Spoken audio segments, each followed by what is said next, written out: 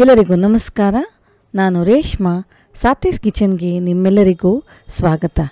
ಇವತ್ತಿನ recipe Maharashtrian special ಥೇಚಾ paneer.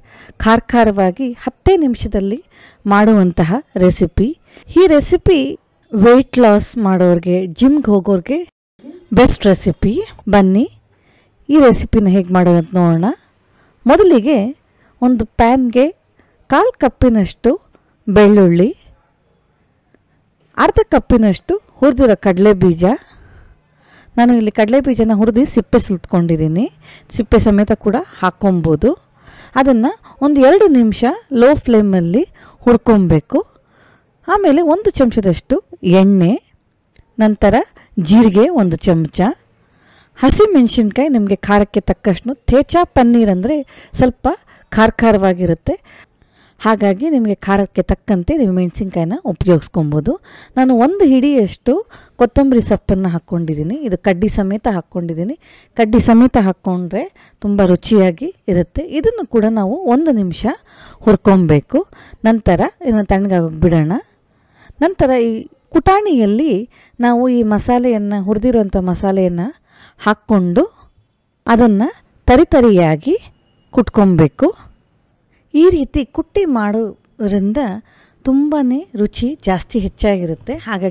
ಹಾಗಾಗಿ ಒಮ್ಮೆ ಈ ಥರ ಕುಟ್ಟಿ ಮಾಡಿ ನೋಡಿ.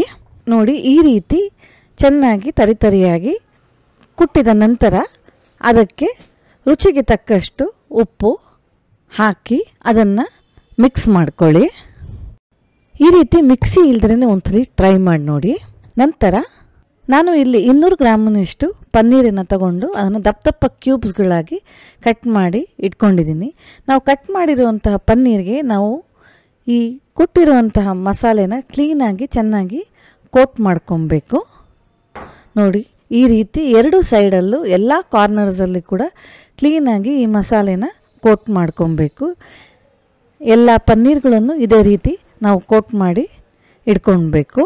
ನೋಡಿ, ಇವಾಗ ಈ ಥರ ಆಗಿದೆ. ಇದನ್ನೆಲ್ಲ ಪನ್ನೀರನ್ನು 10 ರಿಂದ 15 ನಿಮಿಷ ಮ್ಯಾರಿನೇಟ್ ಮಾಡ್ಕೊಬೇಕು. ಮ್ಯಾರಿನೇಟ್ ಆದ ನಂತರ ಒಂದು ಪ್ಯಾನಿಗೆ 1 ಟೇಬಲ್ ಸ್ಪೂನಷ್ಟು ಎಣ್ಣೆ, ಇವಾಗ ನಾವು ಮ್ಯಾರಿನೇಟ್ ಮಾಡಿರೋಂತಹ ಪನ್ನೀರ್ ಹಾಕಿ ಹೈ ಫ್ಲೇಮಲ್ಲಿ ಇದನ್ನು ಒಂದು 2 ರಿಂದ 3 ನಿಮಿಷ ಫ್ರೈ ಮಾಡ್ಕೊಬೇಕು. ಮೀಡಿಯಮ್ನಿಂದ ಹೈ ಫ್ಲೇಮ್ ಇಟ್ಕೊಂಡ್ರೆ ಸಾಕು. ಬಹಳ ಸುಲಭವಾಗಿ ಮಾಡುವಂತಹ ರೆಸಿಪಿ ಇದು.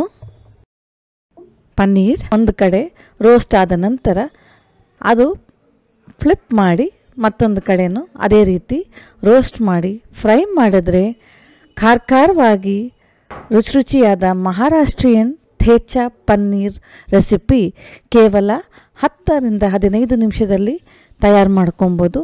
ನೋಡಿದ್ರಲ್ಲ ಎಷ್ಟು ಬೇಗ ತಯಾರಾಯಿತು ಈ ರೆಸಿಪಿ ಅಂತ. ಇಂತಹ ಇಂಟ್ರೆಸ್ಟಿಂಗ್ ರೆಸಿಪೀಸ್ ನಿಮಗೆ ಬೇಕಂದರೆ ನಮ್ಮ ಸಾತೇಸ್ ಕಿಚನಲ್ಲಿ ನೋಡಬಹುದು.